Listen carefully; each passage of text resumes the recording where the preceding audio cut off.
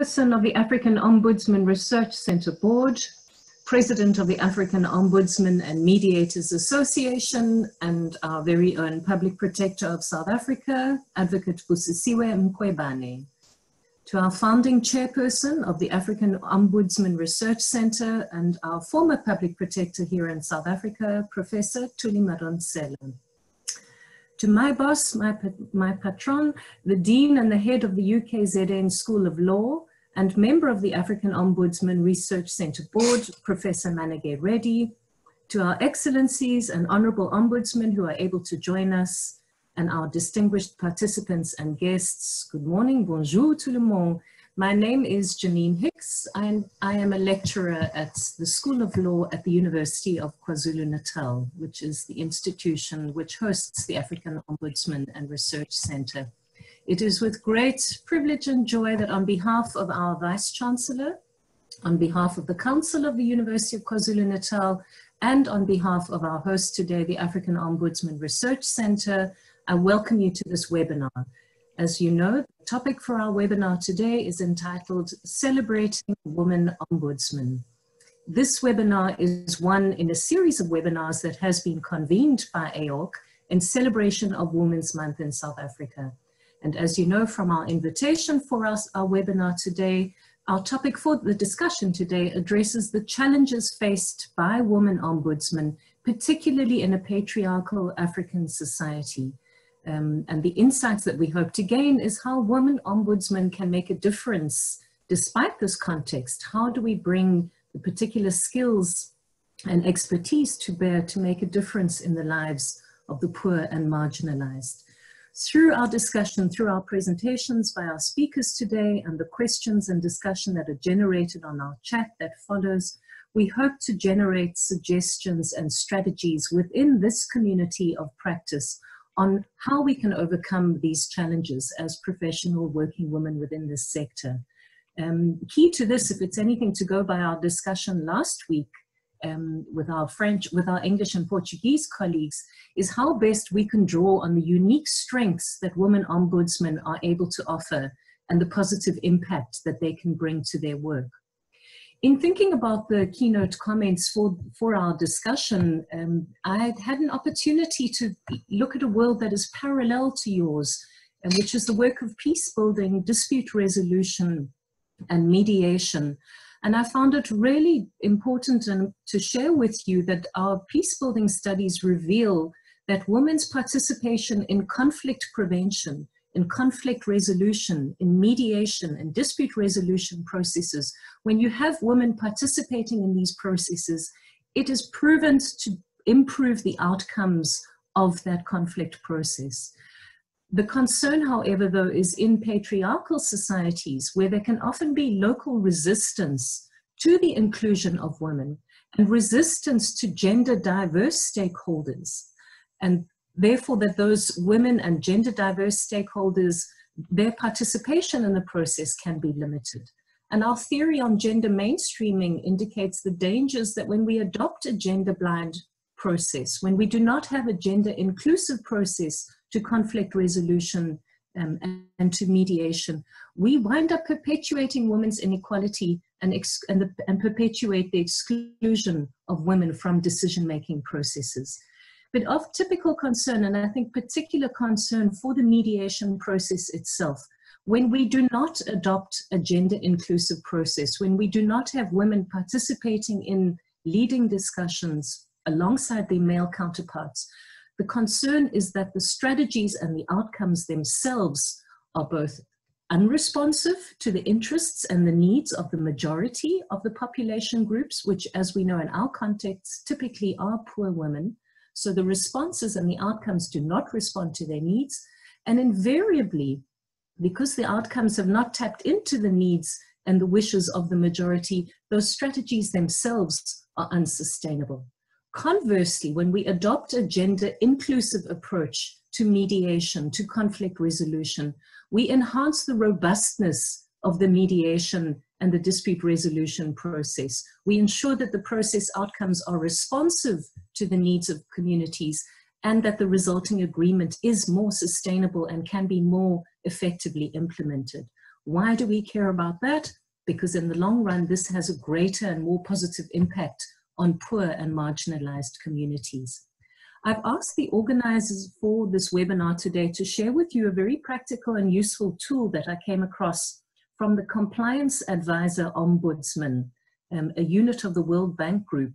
They've recently adopted a gender guidance note, which surfaces some of these typical challenges that may be experienced in patriarchal societies and some best practice and tips and strategies that can be utilized. We have a chat going with this webinar. We'll share the link with you. But I thought I would just pull out 2 or 3 of the typical challenges that have been surfaced in mediation work across the continent, across the world really, through the work of the Compliance Advisor Ombudsman.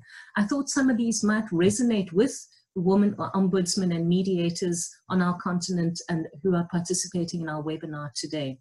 So obviously the starting point, the challenges that have been surfaced include, for instance, cultural stereotypes or religious and patriarchal justifications that can be used by parties to argue for the exclusion of women. We know, we've heard that argument. In our culture, women can't lead a conversation, women can't stand up and address a gathering of men. But so these cultural, religious, and patriarchal stereotypes and justifications that can be used. But what is not often recognized when we start problematizing women's participation in greater depth, we find that often because women are increasingly coming into spaces and leading spaces, but often there is a concern that women stakeholders may not be able to challenge and to prioritize and to speak up about women's representation and participation because of the power imbalances that are inherent in those processes. So within patriarchal structures and communities, those power imbalances follow stakeholders into the room. They infuse then the mediation and discussion process because those then relate to the attitudes and the behaviors and the prejudices of the participants themselves. Another thing that is sometimes of discomfort for us, particularly as women, to recognize and acknowledge is in many instances we find we have nominal women's representation, and that processes can be dominated by very powerful and elite and very patriarchal women leaders. But the rest of us are ticking boxes and saying that there were women in the room and therefore the process was gender inclusive. But we have not recognized that we do not have a homogeneous power base and that there are inequalities that are perpetuated within those discussions. I think finally, something that I found very interesting to recognize and that we must acknowledge is challenging power is dangerous work. So that when we are challenging gender norms, when we're challenging inequality through driving processes to include women and to recognize and celebrate women as leaders, that there can often be retaliation, acts of retaliation and sabotage of those women who are so brave to challenge power, which is another reason I believe that we celebrate the work and the role and the leadership role and transformational role that our women ombudsmen are playing. So it is some comfort, although it's somewhat cold comfort, that on the African continent, we are not alone in facing resistance to women's leadership. We're not alone in facing resistance to women's participation in mediation and dispute resolution. But it is on this basis and within this context that we welcome our honorable speakers today. Mesdames, we're looking forward to your insights into the particular challenges that you have experienced in your lives and your work as mediators and as ombudsmen, and the kinds of strategies and recommendations that you've adopted and that you can recommend to our participants today. So on that note, it is with great pleasure that I now hand over to the Honorable Madame Monique, the mediateur from Madagascar, who will be our facilitator for today. Madame, over to you. Même si c'est une rencontre virtuelle, mais la technologie est telle que nous pouvons nous voir à cet écran. Merci pour tous et merci à CROA surtout, le centre de recherche qui a programmé cette session pour les francophones. Et là, nous aurons tout à l'heure l'avantage d'avoir les Seychelles, plus précisément Madame Nicole, que nous voyons déjà sur cet écran, Nicole Tirant-Gherardi, comme intervenante pour un thème intéressant, un thème qui traite des défis rencontrés par les femmes ombudsman dans une société africaine patriarcale. Le médiateur, pour nous médiateurs, dont le rôle est de défendre les citoyens, nommés hommes ou femmes, nous sommes nommés pour traiter des dysfonctionnements de l'administration ou des services publics. Aussi, nous devons avoir un devoir très profond pour assumer pleinement cette mission pour que le principe d'égalité devant la loi soit effectif. Aussi, je me réjouis de constater que nos pays, me semble-t-il, n'ont pas fait de distinction dans le choix et la nomination des personnes devant diriger les bureaux de médiateurs ou d'ombudsman. Et je pense, en observant de plus près, que l'Afrique a fait un grand effort dans ce sens. Et au sein de l'AOAMA, ce sont des femmes qui occupent les places les plus élevées actuellement dans les bureaux de notre organisation, et cela après des élections. Cependant, on ne peut pas se fier uniquement au nombre, car il se peut qu'il y ait des difficultés dans certains pays empêchant les femmes d'assumer convenablement leurs tâches et responsabilités dans leur mission de médiation. Comme nous avons une dame aujourd'hui, l'honorable ombudsman des Seychelles, qui va nous donner sa vision sur ce problème, je vous invite à bien suivre son exposé et à ne pas hésiter à nous faire des échanges et à nous donner les directives et la stratégie telle qu'il a été dit tout à l'heure pour que nous puissions améliorer notre travail dans le cadre de l'ombudsman, dans le cadre du travail d'un ombudsman et d'un médiateur. Mais avant cela, je voudrais quand même présenter notre oratrice qui va être là tout de suite.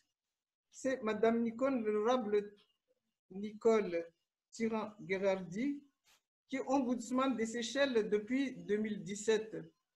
Elle a un mandat de 7 ans. Elle est avocate de carrière et elle a déjà travaillé pour plusieurs dossiers intéressants des femmes surtout. Et comme elle a dit, elle joue un rôle comme un chirurgien qui a l'œil partout et qui s'occupe vraiment en profondeur de tout ce qui est problème, que ce soit des femmes ou des hommes. Mais en tant que médiateur, des fois, elle a des difficultés, mais cela, je ne peux pas déjà devancer ce qu'elle va dire tout à l'heure, mais son rôle avec l'administration, en contrôlant l'administration dans ses dérapages des fois, là, elle va nous dire donc pendant une trentaine de minutes ce qu'elle ressent et ce qu'elle pense sur ce défi et ses stratégies à faire pour que le rôle de médiateur soit efficace un peu plus par rapport à nous, femmes qui ont des difficultés des fois aussi à travailler. Quand on a des difficultés, il faudrait les résoudre. Merci à tout le monde, merci à tous qui êtes là aujourd'hui. On voudrait écouter déjà Nicole. Nicole, si vous pouvez faire déjà donc votre présentation. Merci. Bonjour à tout le monde. D'abord, bonjour à tous les éditeurs, à tous les ombudsmen et honorables ombudsmen qui ont pu participer à ce webinaire aujourd'hui. Je dois remercier quelque part le Covid-19 pour nous avoir appris à faire des choses autrement. Qui aurait pensé à cette date l'année dernière que le webinaire deviendra cette année la mode de communication par excellence pour lier notre Afrique à travers nos écrans d'ordinateur. Et pourtant, nous voilà.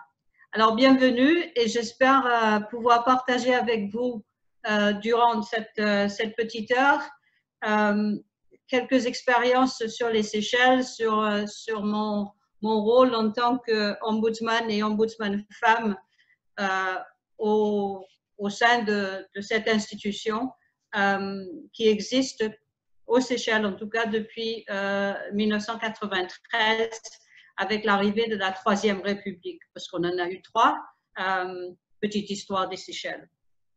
Bon, d'abord, avant de parler du rôle de la femme ombudsman de la société patriarcale africaine, je me permets de souligner tout d'abord à mon audience l'exception de la minuscule société insulaire séchelloise de 90 000 personnes, vous avez bien entendu, 90 000, pas millions, qui ne peut connaître les mêmes problèmes que d'autres communautés africaines de plusieurs millions.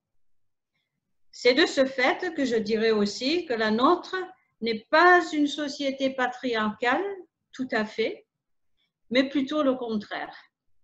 Donc, ceci nous situe dans un autre contexte que je vais essayer de partager avec vous au cours de cette présentation.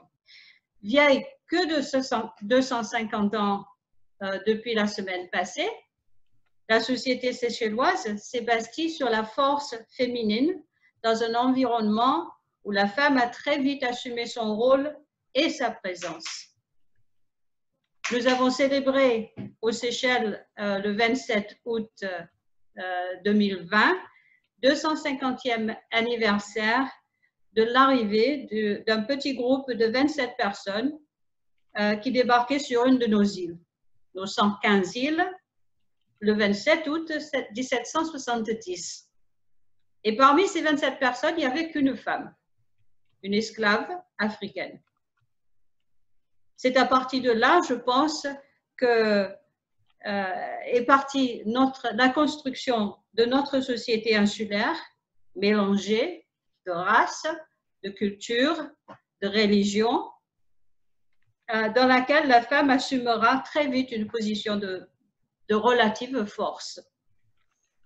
Sur ce plan historique, nous rappelons que les femmes séchelloises ont bénéficié en même temps que les hommes, à partir de 1967, du suffrage universel. Donc, on a eu le droit de vote ensemble avec les hommes. Ils n'étaient pas plus favorisés que nous, ni l'inverse.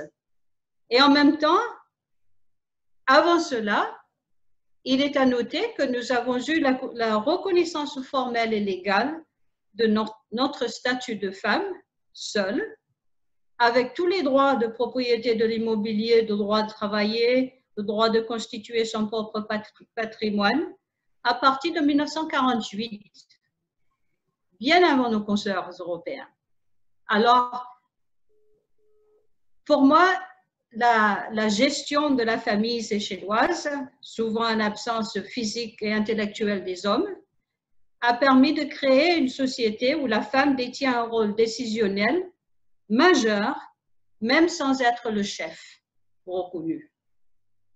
C'est pour cela qu'on qualifie parfois la société séchelloise comme matriarcale, où acquis la liberté de la femme à travailler, à être son propre chef et à entreprendre toute activité qu'elle désire.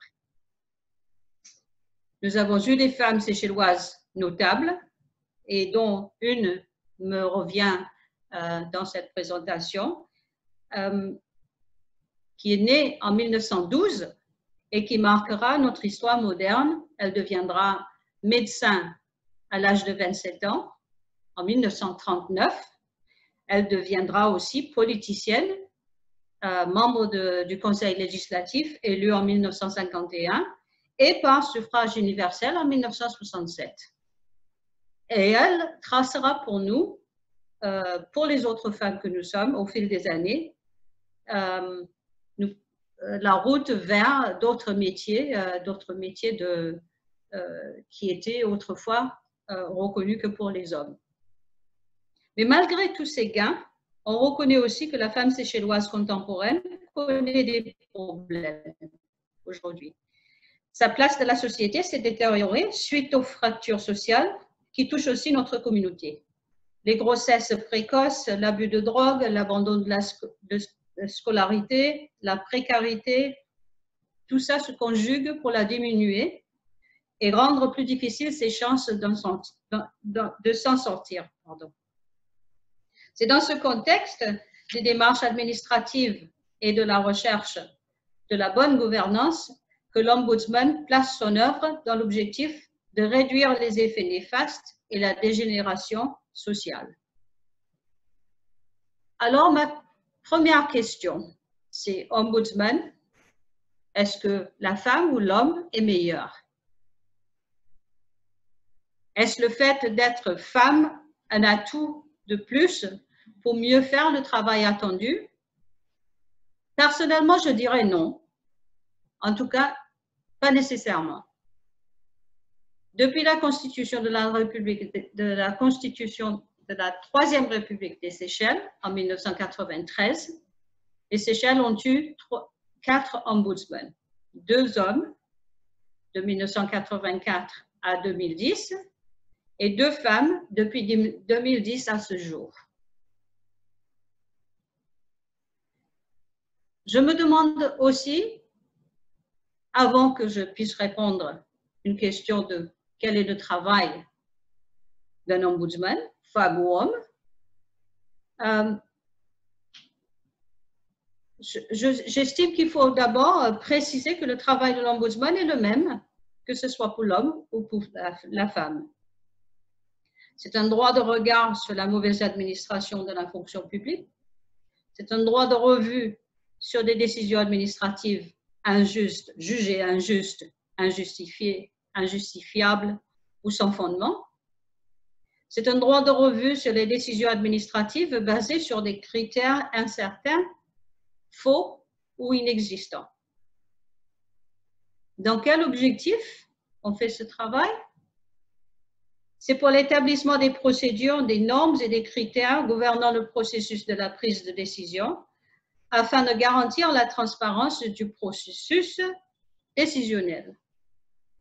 C'est une garantie, la recherche de la garantie d'une objectivité et d'équité dans les prises de décision. C'est aussi pour améliorer le service public avec la garantie de la réalisation des promesses contenues dans notre préambule de la Constitution des Seychelles de 1993. Alors, la femme ombudsman, quels sont ses défis? Est-ce un défi de genre? Je pense certainement non. Si le travail est le même pour la femme que pour l'homme, les défis en sont aussi, peu importe le genre. Je trouve exactement les mêmes défis que mon prédécesseur et les autres ombudsmen avant moi, un manque chronique de financement, une difficulté à trouver de personnel qualifié, engagé, une mauvaise appréciation du poste, de sa raison d'être, de son travail, par le grand public d'une part, mais aussi par la fonction publique, mon premier intéressé, de l'autre. Il existe une difficulté d'appréciation du mandat de l'ombudsman, des limitations de son œuvre dans l'ensemble de la machine étatique, qui se voit seulement en termes de 3 bras, l'exécutif, la législature et le judiciaire. Donc, une des plus grandes difficultés que nous avons, femmes ou hommes ombudsman, c'est de s'imposer dans ce triangle. Il n'y a pas de place pour nous. Donc, il faut se faire sa place.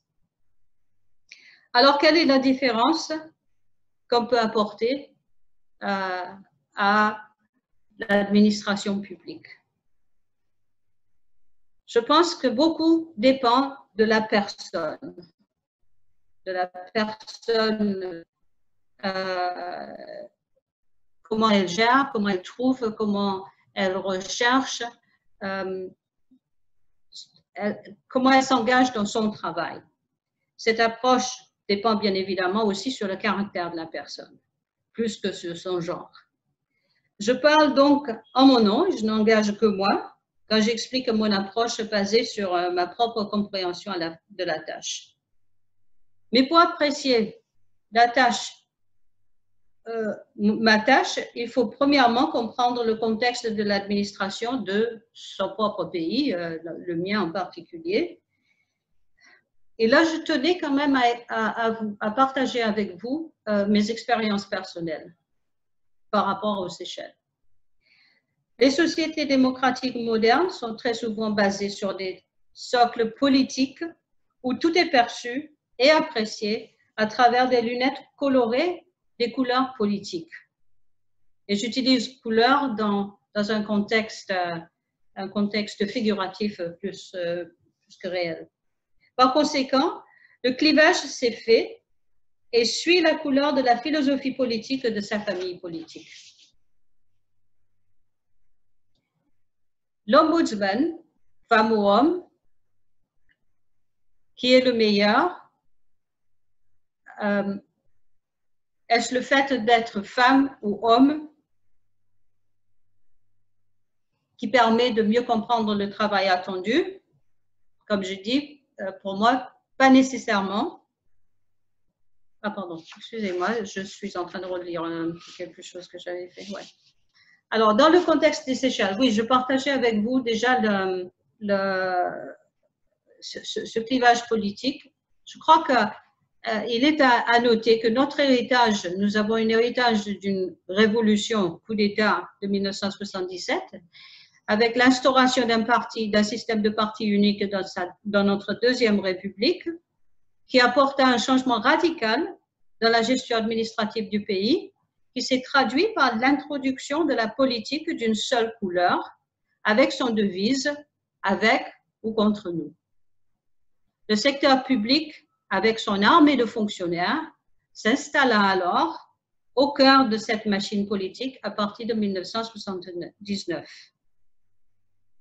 Dans ce système de parti unique, où la démarcation entre l'État, le parti, la fonction publique s'est obscurée, nous nous sommes retrouvés forcément dans un système où les fonctionnaires voyaient souvent leur pouvoir à travers les mêmes lunettes politiques. De plus, l'omniprésence du ministre, qui ne cessait d'influencer les décisions prises par les fonctionnaires dans le cadre de leurs fonctions, devient un signe évident du manque d'indépendance de ces fonctionnaires.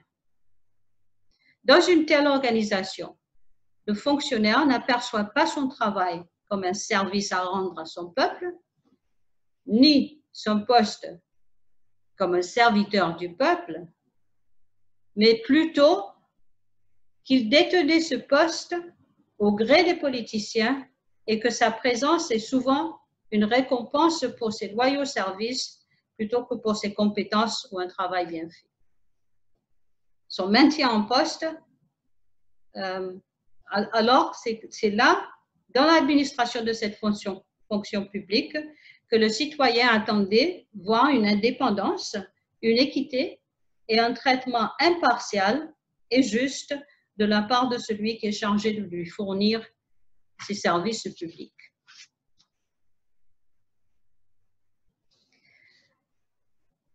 Alors, arrive la Troisième République où nous avons passé à une démocratie multipartite où on a fait la distinction entre les différents bras du gouvernement et faire séparation de pouvoir, c'est-à-dire législative, l'exécutif et le judiciaire. Et la fonction publique toujours cherche sa place au milieu de ce changement radical qui a eu lieu pour nous depuis 1993. Donc le rôle de l'ombudsman, à mon avis, c'est de gérer cette transition, c'est de gérer, de permettre à cette séparation de pouvoir se faire au sein de la fonction publique. Alors, mon rôle en tant qu'ombudsman est de maintenir ce changement, de changer l'approche, de lever les lunettes colorées pour assurer que le regard se porte seulement sur la finalité de l'action administrative, une gestion transparente, juste, équitable, fournie sous les principes de transparence et de bonne gouvernance. Pour moi, la tâche est simplifiée de plus par le fait que je ne suis ni politicienne ni juge. Pourquoi pas politicienne? Parce que ça me permet une grande liberté pour agir. Je ne suis pas restreinte, je ne suis pas retenue par la peur de perdre de la popularité ou de perdre les prochaines élections. Ce champ libre me permet de mieux apprécier le problème et d'y apporter mon soutien basé sur les vrais besoins de la personne et non pas sur des intéressements. Je ne suis pas juge non plus, ni magistrat, qui me permet de ne pas être contrainte par les plaidoiries, dans le cadre de ces plaidoiries, ni par les faits évoqués, ni par les lois plaidées par les partis. Je ne suis pas juge qui me permet de ne pas être obligé de rechercher le coupable ou le fautif, ni de le désigner comme coupable ou fautif. Mon objet principal n'est pas de déterminer ni d'ordonner des réparations au travers de châtiments, la punition, traduit en dommages-intérêts au terme d'emprisonnement.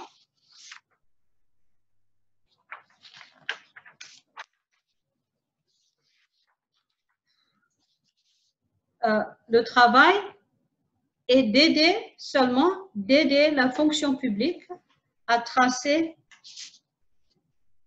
la meilleure et plus directe route vers la bonne gouvernance. Alors, on commence par établir la direction de cette route. Ensuite, on pose les balises, on détermine les obstacles, on anticipe comment les éviter. En fait, on met en place des infrastructures, des procédures à suivre dans tous les ministères pour arriver à des décisions qui permettraient de trouver de la bonne gouvernance par la transparence de ces prises de décision qui sera plus facilement acceptable aux citoyens que nous servons. Alors, qu'est-ce que j'apporte de plus en tant que femme? Je suis contente d'entendre tout à l'heure qu'on a parlé du rôle de la femme dans la médiation, parce que je crois qu'un très grand apport que fait la femme dans ce cadre, c'est d'apporter cette capacité de médiation, cette capacité de trouver le juste milieu, le compromis, de faire l'arbitrage, qui n'est pas un trait peut-être typique à la femme, mais qui est mieux géré par les femmes, mieux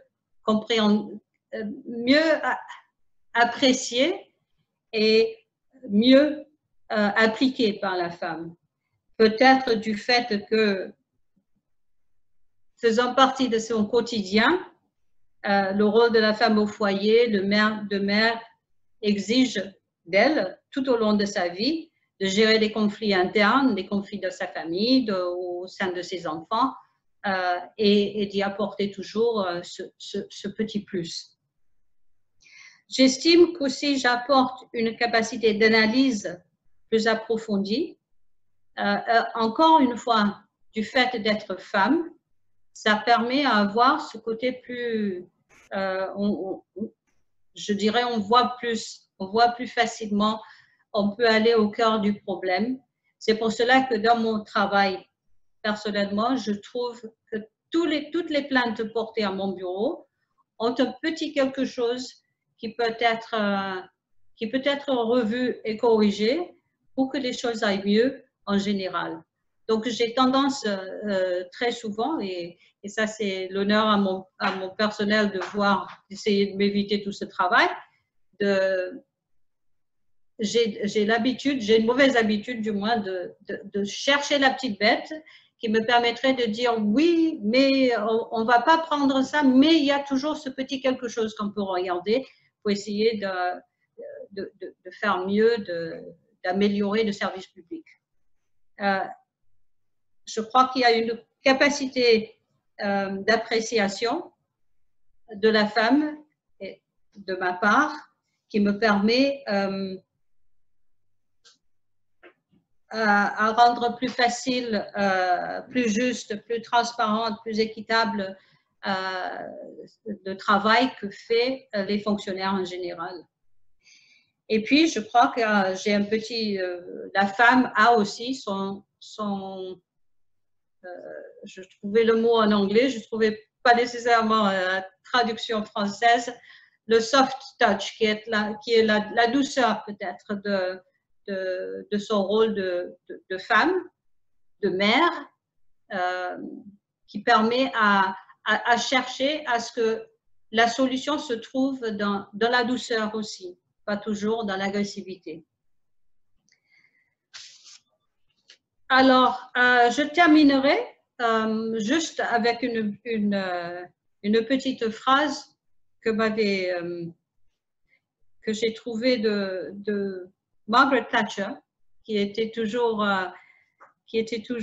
peut-être une femme mal aimée par ses pairs, mais que une phrase qu'elle avait dit m'avait interpellée. C'est: si vous voulez que quelque chose soit dit, demandez un homme. Et si vous voulez que quelque chose soit fait, demandez une femme. Et je crois que ça dit tout de rôle de l'ombudsman, du moins le rôle de l'ombudsman que je détiens, et qui amène un peu, je dirais même beaucoup, de frustration quand on essaie de faire quelque chose et que parfois il y a tellement d'obstacles, il y a tellement d'entraves qu'on devient très frustré.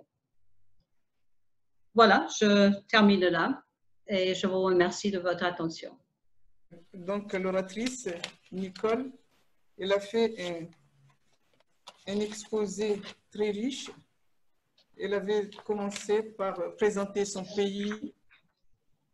Vous m'entendez? Difficulté, c'est par rapport maintenant aux dirigeants, des fois, aux dirigeants qui pensent qu'ils sont bousculés par les ombudsman, qui ont un rôle de suivi pour tout ce qui est tâche faite par l'administration.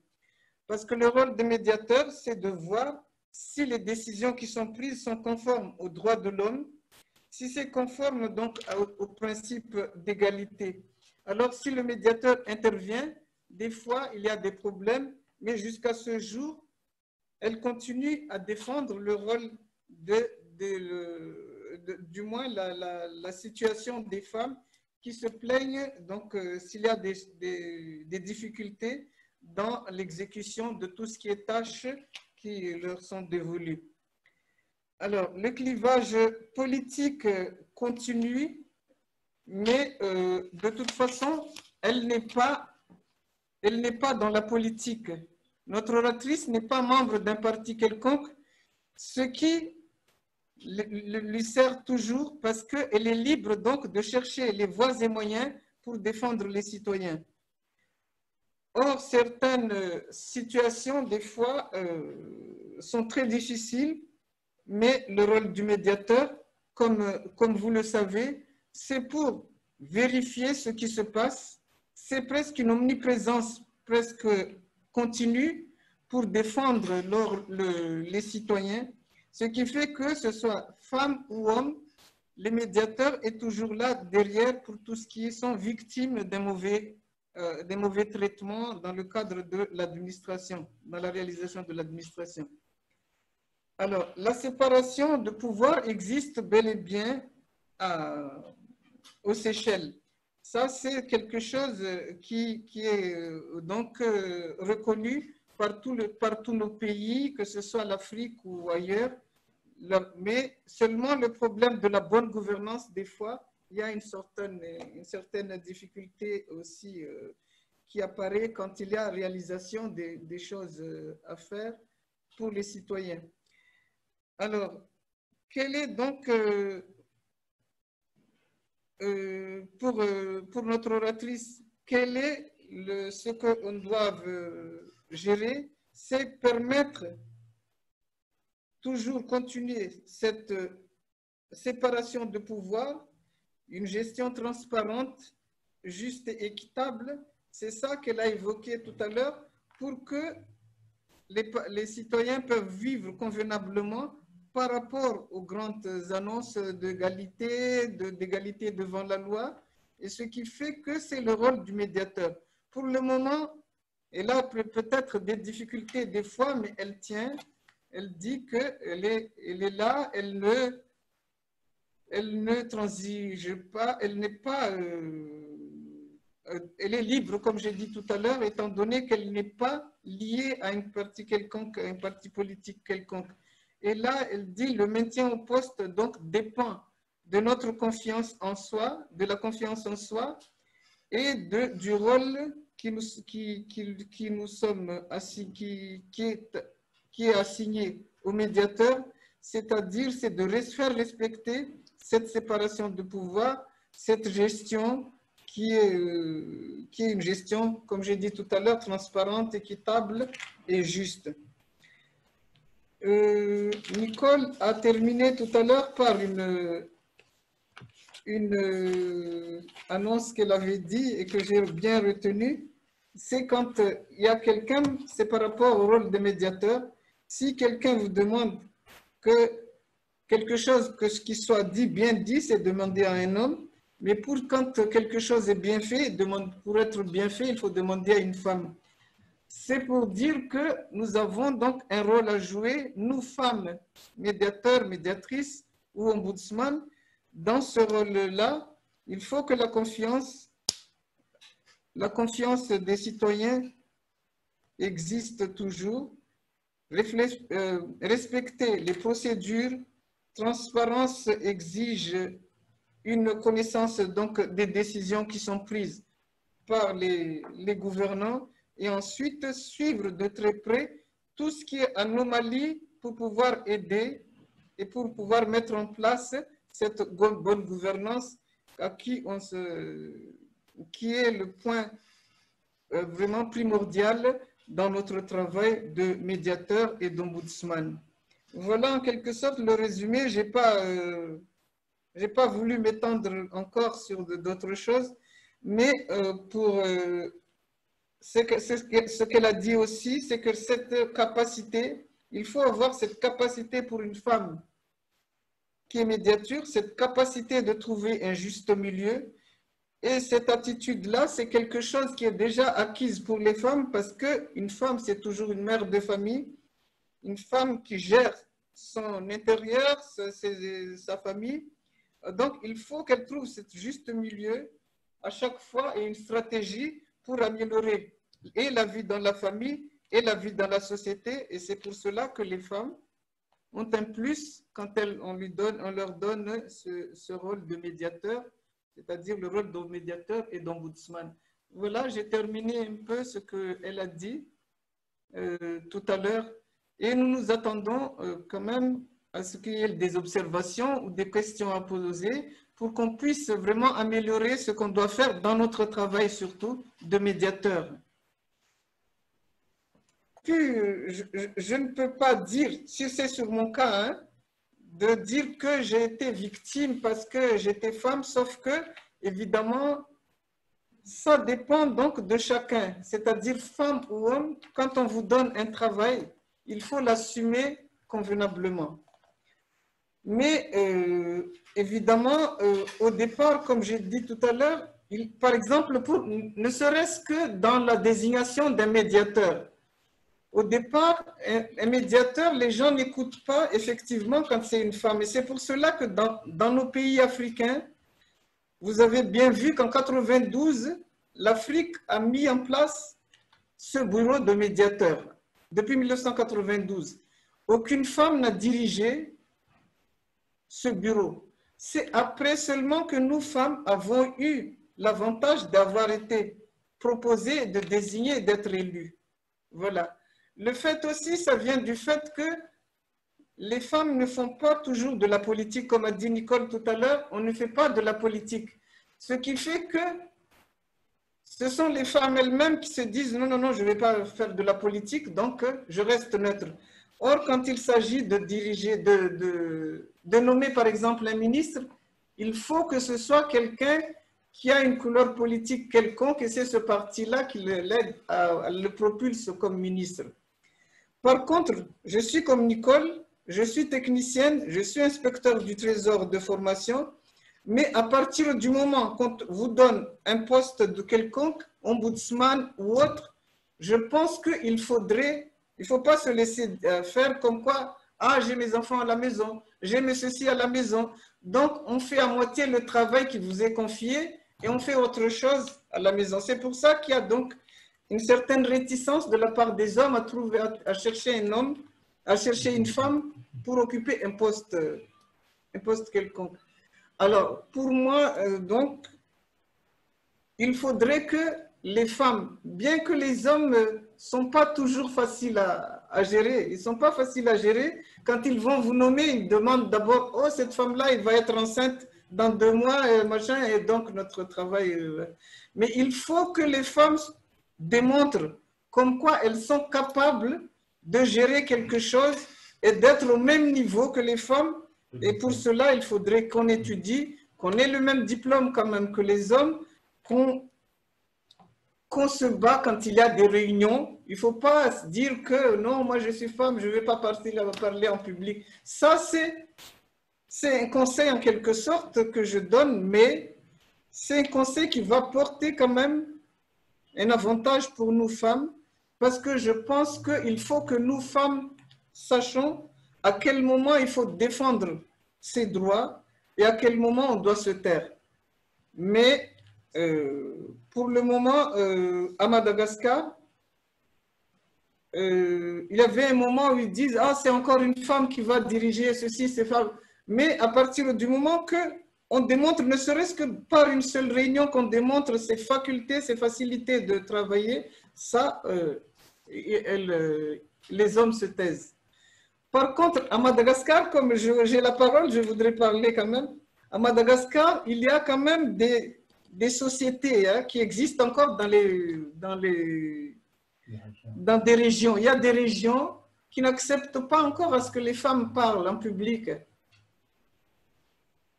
Ce qui fait que, des fois, même moi, au poste que j'occupe, j'attends d'abord, il faut que les femmes étudient aussi la société là où elles doivent mettre ses pieds. Ça, je ne vais pas dire parce que moi, je suis femme, je suis directeur, je suis ministre, je suis un médiateur, donc je peux parler à gauche, à droite. Ça, c'est pas bien. On respecte donc et la culture, et ensuite, cette culture-là va changer quand ils entendent que vous dominez au même titre que les hommes la situation et les solutions à apporter. C'est toujours valable que ce soit pour les hommes ou pour telle région. Voilà ce que j'ai à dire, Francky. Il ne faut pas que je sois trop longue. Je parle de cette région-là où se trouve mon mari. Hein. C'est là où ils habitent. Non, je ne pense pas que les difficultés soient du fait que je sois femme. Je crois que il faut... C'est pour cela que je tenais à expliquer un peu la situation des Seychelles auparavant, parce que je crois que cette idée politique est très ancrée dans notre système. Parce qu'on travaille, nous, notre premier intéressé, c'est la fonction publique, c'est les fonctionnaires, ce sont les fonctionnaires. Et de ce fait, quand vous avez des fonctionnaires qui prennent des décisions, mais qui prennent des décisions un petit peu à l'ombre de leur tutelle politique, c'est-à-dire de leur ministre, par exemple. Vous avez, et là c'est ce que je ressens personnellement depuis que je suis là, je le ressens très marqué. Très souvent, il y a des décisions, des approches qui sont prises par mon bureau, qui sont contrées, si je peux utiliser le mot, qui sont carrément contrées par une décision qui va être prise par le ministre, par la partie politique de l'administration. Donc, il y a souvent cette difficulté de comment vous mettez en fait le fonctionnaire, vous le mettez un petit peu entre le marteau et l'enclume, parce que vous lui mettez au milieu de ce conflit. C'est parce que c'est perçu comme un conflit. C'est une position qui est prise sur la question de l'administration par mon bureau, qui est ressenti comme un challenge à l'autorité du ministère et son ministre. Et je souligne, ministère, vous voyez, quand on parle de ministère, c'est la fonction publique, c'est qu'en fait le ministère c'est quoi? C'est l'animal, c'est la créature du ministre. Donc on se retrouve un petit peu dans cette difficulté-là, que pour répondre à ce que je fais, oui, là, encore une fois, il faut que j'essaie d'apporter cette approche non conflictuelle où l'emphase va être sur l'objectif de ce qu'on essaie de faire. On n'est pas dans un cadre de faire du mal à quiconque. On n'est pas en train de dire que le fonctionnaire, il a mal fait, il n'est pas coupable de quelque chose, il n'est pas fautif, mais il existe d'autres moyens moins pénibles, moins mauvais, si on peut utiliser le mot, qui va permettre à apprécier, à comprendre le besoin de changer la façon de faire. Donc, on est vraiment dans on n'est plus dans une tripartite où on a la législative, l'exécutif et le judiciaire. Il existe un autre animal, que cet animal soit mieux conjugué au masculin ou au féminin, mais il existe un autre animal qui apporte autre chose à ce triangle. Donc, ce n'est pas, il faut qu'on change la forme de la structure. Il faut plus que ça soit un triangle pour qu'on puisse vraiment faire de la valeur ajoutée. Et là, personnellement, j'ai du mal à trouver que ce soit dans la femme que je suis, ou si c'est les hommes qui sont mieux que nous sur ça, on a du mal à trouver comment créer cette autre structure. Parce que pour moi, aux Seychelles, je vois que, et pour répondre au point soulever le point que Madame Monique fait, il y a eu, pour nous, cette Troisième République a quand même 29 ans, là, et 28 ans. Et c'est quand même maintenant qu'on essaie vraiment de comprendre ce que c'est ce poste de médiateur, d'ombudsman. C'était un poste qui existait, oui, on a mis du monde dedans, on n'a pas trop cherché la raison d'être de cette activité et on n'a pas cherché à lui donner une raison d'être non plus. Donc, c'est vraiment de pouvoir créer cette raison d'être longtemps après le coup sur une structure qui a été évaluée, marquée et créée en 1993. En 2020, on est en train de se poser des questions. Qu'est-ce qu'elle fait exactement? Donc, c'est un peu ça. Oui, je dois admettre, je serai la première à admettre qu'au bout de 4 ans, dans ce poste, j'ai toujours du mal à faire comprendre aux intéressés exactement ce que j'essaie de faire. Parce que je crois qu'eux aussi, ils ont du mal à comprendre, mais elle fait quoi là? Vous savez, si je peux donner un petit exemple. Tout récemment, j'ai fait un rapport dans une affaire dont j'ai fait une enquête et le ministère concerné l'a amené chez le procureur général pour chercher du conseil légal. Et la réponse, c'était, nous avons cherché auprès du procureur général, nous avons eu son conseil légal et il nous dit que vous êtes tout faux, on n'a pas à vous suivre, merci beaucoup, bye bye. Grosso modo, c'est ça. Et ma réponse immédiate, c'est, mais vous cherchez le conseil légal, pourquoi? Je suis pas juriste, je vous apporte pas au tribunal, moi je dépose pas plainte contre vous. Je cherche à simplifier ou améliorer un travail que vous avez fait parce que j'estime que vous avez mal fait. Ça dit tout de difficultés que nous faisons face avec. Et ça, est-ce que le fait que je sois femme, c'est pas le fait que je suis femme, ça je peux dire, c'est pas parce que je suis femme qu'on refuse, mais c'est que déjà on ne comprend pas ce que je fais, donc forcément on va vous rejeter. Maintenant, est-ce que le fait que je suis femme me permettrait de trouver comment contrer ça? J'espère que dans les 3 années qui restent, je vais trouver la solution.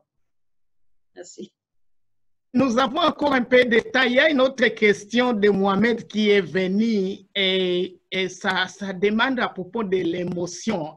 Les femmes ont plus de chances émotionnelles que les hommes, car il voulait savoir si cela n'affecte pas leurs décisions et leurs objectifs quand ils font leur travail.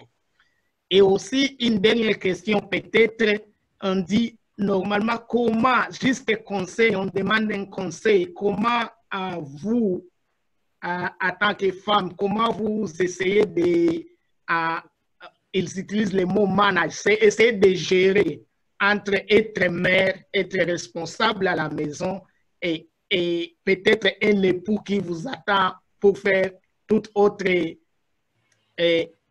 travail de la maison, les travaux de la maison. Comment vous essayez de gérer votre poste comme un leader, un ombudsman et aussi le travail de la maison? Ce sont les 2 questions qui sont ici.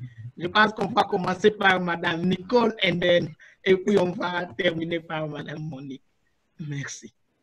Bon, c'est comme toute femme professionnelle, je crois qu'on fait des décisions dans sa vie. C'est dommage que ça soit toujours la femme qui doit prendre toutes ces décisions. Parce que la mère au foyer, oui, la mère au travail, oui, la mère des enfants, oui, le père est misérablement absent. C'est peut-être pour cela que les femmes séchelloises sont devenues tellement fortes, parce que nos hommes ont été toujours très absents. Le fait de la mère aussi, ça partait à la pêche, c'était pas là. Pour répondre à la question, c'est vrai que c'est un choix qu'on fait. J'étais avocate avant, j'ai fait plusieurs métiers dans mon temps. Aujourd'hui, j'ai tout le temps qu'il me faut pour travailler en tant qu'ombudsman parce que je suis quasiment retraitée, presque. J'ai plus d'enfants, ils sont tous grands, les petits-enfants sont trop loin. Alors, et le mari à côté, ben, il se fait avec, hein, il fait à manger comme moi je dois faire à manger quand je rentre.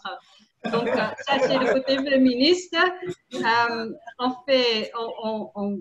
je crois que pour être sérieux, c'est une question de choix. On s'adapte.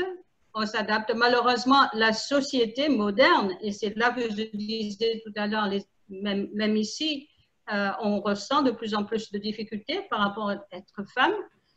C'est parce que la société moderne n'a pas fait assez de place pour la femme. Si c'est elle qui doit être mère à la maison aussi, enfanter les enfants, s'occuper des enfants et tout le reste, il faut aussi que la société s'adapte à elle. Et ça c'est pas tout à fait, et encore moins dans notre pays, je crois, dans l'Afrique en général. Donc là, il y a des choses à faire, il y a des adaptations à faire. Et c'est peut-être, vous savez, tout simplement, ici, j'ai proposé il y a quelque temps, je crois que c'était pour la fête des femmes au mois de mars, juste avant que le Covid s'écrase sur nous. J'avais proposé la création des centres d'accueil pour les enfants, pour les soirées, parce que beaucoup de métiers sont hors de portée et de travail, sont hors de portée de femmes parce que justement, elles n'ont pas la capacité de faire garder leurs enfants la nuit, le soir, dans la soirée. Elles ont la journée, il existe plein de structures, ça y est, c'est en place, mais il n'existe pas assez pour les soirées, pour s'occuper des enfants. Et pourquoi pas développer ça comme un potentiel métier, aussi pour des spécialistes d'enfants. Bien évidemment, les besoins sont différents, et ça permettrait à beaucoup de femmes de prendre ces embauches, ces travaux qui sont plus nocturnes que diurnales. Donc, la société doit aussi s'adapter. Et ça, c'est pas assez. La question se posait sur l'émotion, c'est-à-dire que les femmes sont plus émotives. Comment on doit gérer ça? Effectivement, oui, ça existe. Quand c'est une femme, quand il y a des dossiers, par exemple, et qu'on donne pas, qu'on réponde pas tout de suite à un dossier, alors que la femme, la veuve, n'a plus rien à manger. D'ailleurs, j'ai ce dossier-là actuellement. Nous femmes, on se met à leur place des fois. Je pense que même les hommes, peut-être, ont ces sentiments-là, mais plutôt pour les femmes, c'est plutôt plus élevé par rapport aux hommes. On se dit effectivement, qu'est-ce qu'elle va manger, qu'est-ce qu'elle va donner à ses enfants. C'est-à-dire, on se projette sur l'avenir de cette personne-là et puis penser déjà, si ça m'arrive à moi, du moins moi je suis comme ça, peut-être c'est de l'émotion, peut-être c'est pas bon, mais on l'internalise en quelque sorte. Mais ce que j'ai dit, quand on travaille pourtant, il faut que, quand il y a le texte qui vous guide déjà, l'ordonnance qui nous a mis en place parle de l'obligation de faire son travail et d'améliorer le système donc, par rapport à l'état de droit, un état de droit. Donc, si on doit faire ça, celui qui dérape, qui fait des bêtises, donc dans ce cas-là, pas d'émotion du tout. Hein. Nous, on entre dedans, je mets entre guillemets, hein, on entre dedans et on fait son travail convenablement. Pour vous rappeler, peut-être dans mon CV, j'ai mis que j'étais secrétaire général à Maurice dans le temps. Quand j'étais là-bas, à Maurice, ils ont essayé de me mettre des bâtons dans les roues. Même s'il y a des Mauriciens qui écoutent, là, je veux que... Parce qu'ils ont dit, quoi, c'est une femme qui va diriger ce secrétariat général ici chez nous? Non, non, non, on ne veut pas de femme. Et une fois, le premier jour où j'en étais invité à l'ambassade de France, moi j'étais là, la seule femme qui était là, dit, il faut vous mettre vraiment, allez mollo mollo parce que vous êtes une femme. Hein, j'ai dit, vous allez voir comment je vais faire. Quelque temps après, il y a quelqu'un qui est ami à mon neveu, qui a dit, mais votre femme là, votre tante là, c'est un homme. Hein? Moi, je deviens un homme quand on arrive à les bousculer. On arrive à traiter les dossiers pour eux, donc je suis un homme. Depuis ça, ils en sont tus parce que je les ai amenés jusqu'au... J'étais même voir le Premier ministre de ce pays-là pour qu'enfin il cesse de me harceler, de dire tout ce qui se passe. Voilà, donc pour les femmes, il ne faut pas se laisser faire, qu'il soit Premier ministre ou ailleurs, quand on pense qu'on a les droits. On a quand même l'avantage aussi d'avoir étudié. Donc, on se dit, donc je n'ai pas tort, j'ai respecté le droit et c'est ça qu'on défend ces droits et on va jusque là où on doit lutter pour donner un avantage à celui ou à celle qui est venu pour vous donner le travail, pour tout ce qui est problème donc, dans le travail.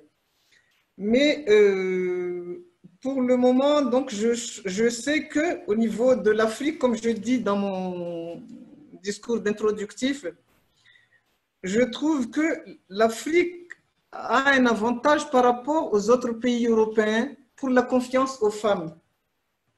Parce que quand on regarde donc chez nous, je l'ai dit tout à l'heure, le nombre d'ombudsman femmes, et là j'ai côtoyé pas mal de femmes hein, dans nos réunions, Francky. Tu as bien vu comment que les femmes travaillent? Elles ne s'absentent pas comme ça quand on est en réunion. Vous avez bien vu quand on est dans les réunions, que ce soit là où on était. Je ne vais pas citer nos pays parce qu'on a tellement vu. Mais si vous voyez, les femmes sont toujours présentes à leur siège. Elles sont là. Elles sont là et elles travaillent. Elles ne font pas l'école buissonnière. Alors que des hommes, oh, c'est trop tard, là, je vais partir.